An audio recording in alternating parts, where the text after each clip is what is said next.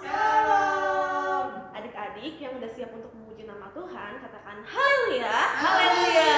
Kita mau nyanyikan Maskala Minggu. Semuanya pakai gerakan ya.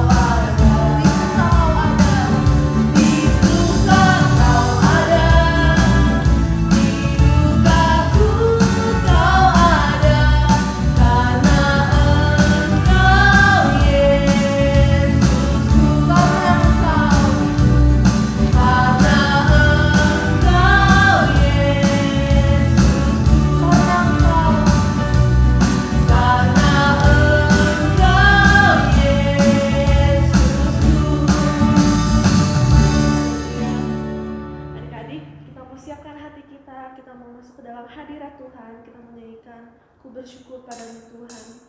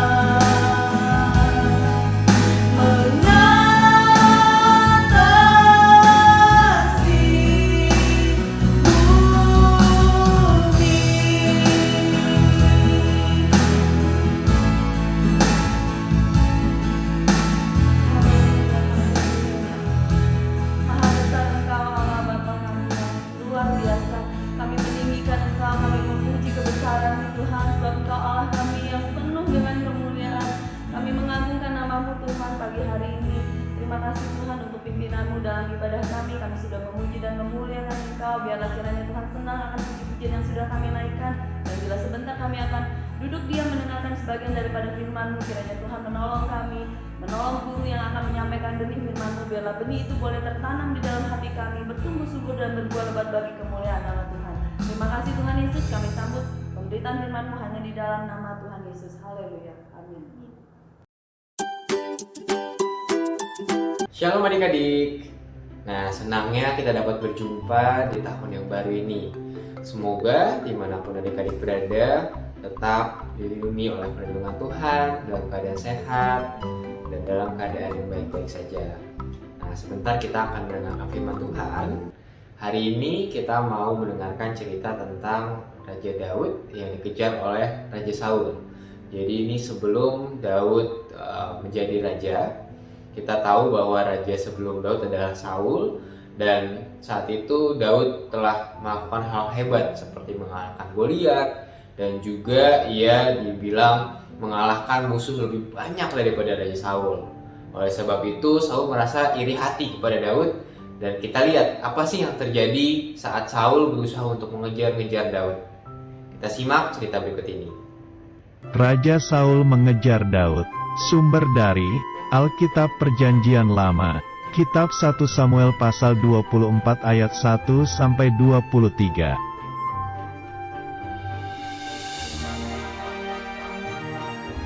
Pada waktu itu, kerajaan Israel dipimpin oleh Raja Saul.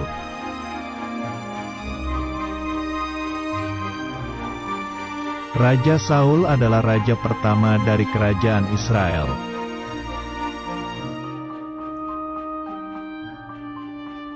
Daud adalah seorang prajurit kerajaan Israel. Daud berhasil kalahkan puluhan ribu tentara musuh.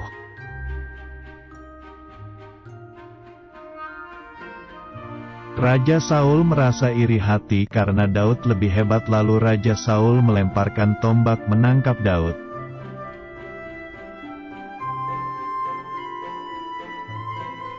Daud menghindari serangan tombak Raja Saul dan berlari pergi menyelamatkan diri.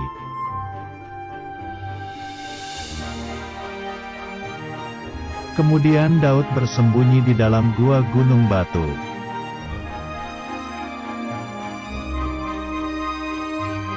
Raja Saul dan pasukannya lalu pergi untuk mencari dan menangkap Daud.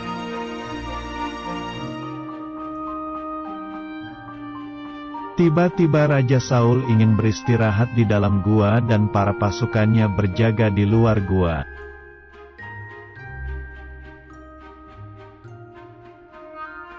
Raja Saul tidak mengetahui bahwa di dalam gua itu juga ada Daud yang bersembunyi.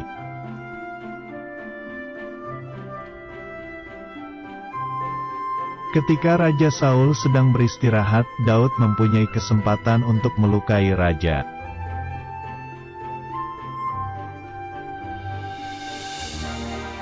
Tapi Daud sangat menghormati Raja Saul. Karena itu, Daud hanya memotong sedikit baju raja.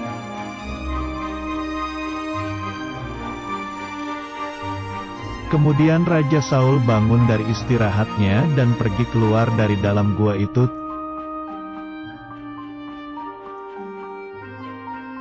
Tiba-tiba Daud memanggil Raja Saul dan menunjukkan potongan baju yang diambilnya.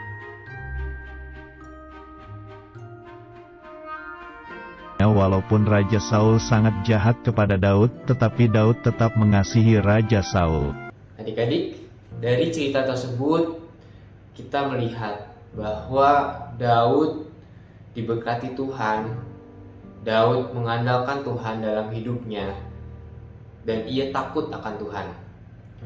Daud tidak membiarkan dirinya dirasuki oleh keinginan membalas kejahatan dengan kejahatan. Kita tahu bahwa saat Daud menangkap Saul di dalam gua, saat Saul tidak menyadari keberadaan Daud, didorong oleh kelompoknya, teman-temannya, bahwa ini adalah saatnya. Kalau tidak, Saul tidak akan berhenti mencari engkau, gitu ya. Tetapi Daud memutuskan untuk tidak melakukan kejahatan terhadap Saul. Daud hanya mengambil sepotong jubah Saul untuk membuktikan bahwa kepada Saul. Sehingga saat ia keluar dari gua, ia menghampiri Saul, ia memanggil Saul dari belakang. Dan saat ia bertemu dengan Saul, ia tetap menunjukkan rasa hormatnya kepada Saul, bahwa ia tetap percaya bahwa Saul adalah raja pilihan Allah dan ia tidak bermaksud untuk menghakimi Saul dengan cara membunuh Saul, karena Daud berkata bukanlah ia yang akan menghakimi, tapi biarlah Tuhan yang berkehendak. Oleh sebab itu Saul juga akhirnya mengasihi Daud. Saul menyadari bahwa ia bersalah, dia berusaha untuk membunuh Daud adalah suatu kesalahan, dan ia mengasihi Daud dan ia turut memberkati Daud untuk menjadi raja menggantikan Saul. Dari sini kita dapat belajar bahwa dengan kita mengasihi sesama, bahkan musuh-musuh kita, maka kita akan mendapatkan berkat yang lebih daripada Tuhan. Dan jangan kita biarkan keinginan kita untuk membuat kita menjadi menghakimi orang lain, menentukan tindakan kita sendiri. Tetapi bawalah segala pergumulanmu kepada Tuhan, agar engkau tetap disertai oleh Tuhan dan engkau tetap diberkati oleh Tuhan. Sekian cerita tentang Daud. Semoga dapat menjadi berkat bagi adik-adik semua. Dan sekarang kita mau buka ayat hafalan untuk minggu depan. Kita ambil dari Matius 5 ayat 44 yang berkata, "Tetapi aku berkata kepadamu, kasihilah musuhmu dan berdoalah bagi mereka yang menganiaya kamu." Demikian cerita pada hari ini. Sampai ketemu minggu depan. Sebelum kita tutup, kita masuk ke dalam doa. Tuhan, terima kasih buat firman-Mu yang mengajarkan kami untuk dapat mengasihi musuh kami, bahkan orang yang berbuat jahat kepada kami. Biarlah Tuhanlah yang tetap memberikan kami kasih setia seperti Engkau mengasihi kami, dan kami dapat mengasihi sesama kami. Tuhan, tolong kami, mampuni kami jika kami punya salah pada sesama kami, jika kami punya keinginan untuk membalas kejahatan dengan kejahatan. Biarlah Tuhan yang menghapuskan segala keinginan itu dan munculkan kasih dalam hati kami. Tuhan, sertai kami dalam apapun yang kami perbuat, tetap memuliakan nama Tuhan. Hanya di dalam nama Tuhan Yesus kami sudah berdoa dan mengucap syukur. Amin. Sekian ibadah pada hari ini. Sampai ketemu di ibadah-ibadah selanjutnya.